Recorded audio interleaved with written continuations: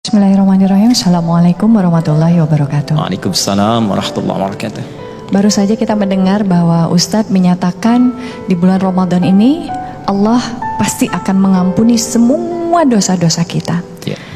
Di dalam surat An-Nisa ayat 48 Allah berfirman bahwa sesungguhnya Allah tidak akan mengampuni dosa syirik atau menyekutukan Allah.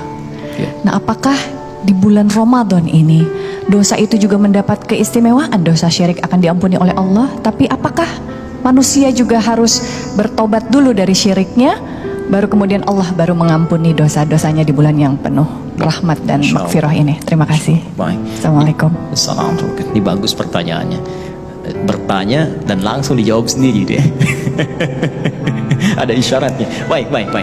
Tadi disampaikan bahwa Ramadan itu siang malam ada ampunan Allah.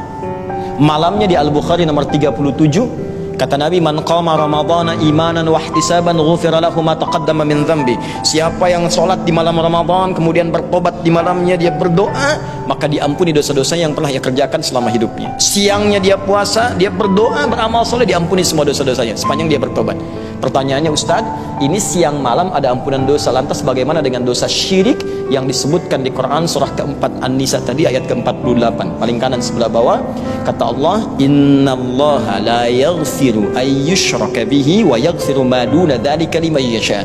Allah tidak akan mengampuni dosa pelaku syirik dan mengampuni selain itu pada siapa yang dia kehendaki.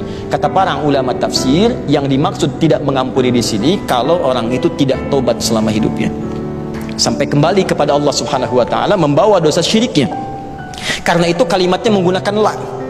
Jadi ada la, ada lan, ada lam, itu beda.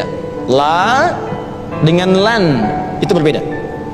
Kalau kalimatnya lan itu berarti harfu nafyin wastiqbalin, never maknanya, nggak akan pernah. Di kalau lan misalnya innallaha la yaghfiru, itu sampai kiamat pun tidak akan pernah diampuni. Tapi kalau kalimatnya la, pernah musyrik tobat, sebelum kiamat kurang 2 hari tobat misalnya, tobat, menangis dia jatuh air matanya, maka turun ampunan Allah Subhanahu wa taala, diampuni dosa-dosanya dan bisa kembali kepada Allah dengan maghfirahnya. Pernahkah kita dengar kisah banyak di zaman Nabi orang yang syirik? Bukankah para sahabat awalnya menyembah patung-patung dan mereka menyekutukan Allah? Lantas bagaimana ketika mereka berislam, bertobat, bahkan di antara mereka ada yang masuk surga tanpa hisab?